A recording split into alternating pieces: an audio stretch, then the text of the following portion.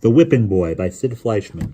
Chapter 1, in which we observe a hair-raising event. The young prince was known here and there, and just about everywhere else, as Prince Brat. Not even black cats would cross his path. One night, the king was holding a grand feast. Sneaking around behind lords and ladies, Prince Brat tied their powdered wigs to the backs of their oak chairs. Then he hid behind a footman to wait. When the guests stood up to toast the king, their wigs came flying off. The lords clasped their bare heads as if they'd been scalped. The ladies shrieked. Prince Brat, he was never called that to his face, of course, tried to keep from laughing. He clapped both hands over his mouth, but out it ripped, a cackle of ha-has and ha-has and hee-hee-hees. The king spied him and looked mad enough to spit ink. He gave a furious shout. "Fetch the whipping boy!" Prince Brat knew he had nothing to fear. He had never been spanked in his life. He was a prince, and it was forbidden to spank, thrash, cuff, smack, or whip a prince. A common boy was kept in the castle to be punished in his place. "Fetch the whipping boy!"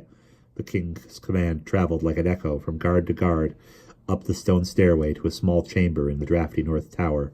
An orphaned boy named Jemmy, the son of a rat-catcher, roused from his sleep.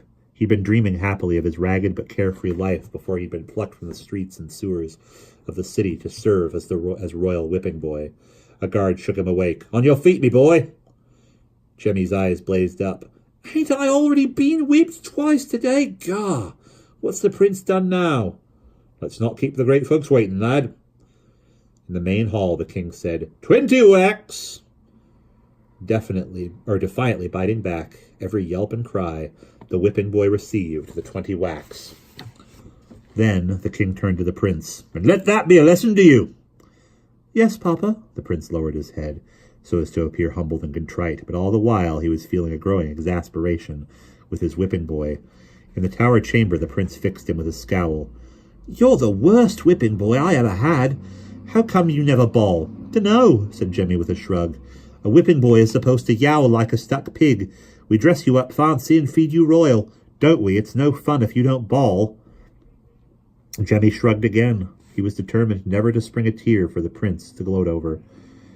"Yelp and bellow next time here, or I'll tell Papa to give you back your rags and kick you back into the streets." Jemmy's spirits soared. "Much obliged, your royal awfulness," he thought. "I'll take me rags, and I'll be gone in half a blink of an eye." And that's the end of Chapter 1.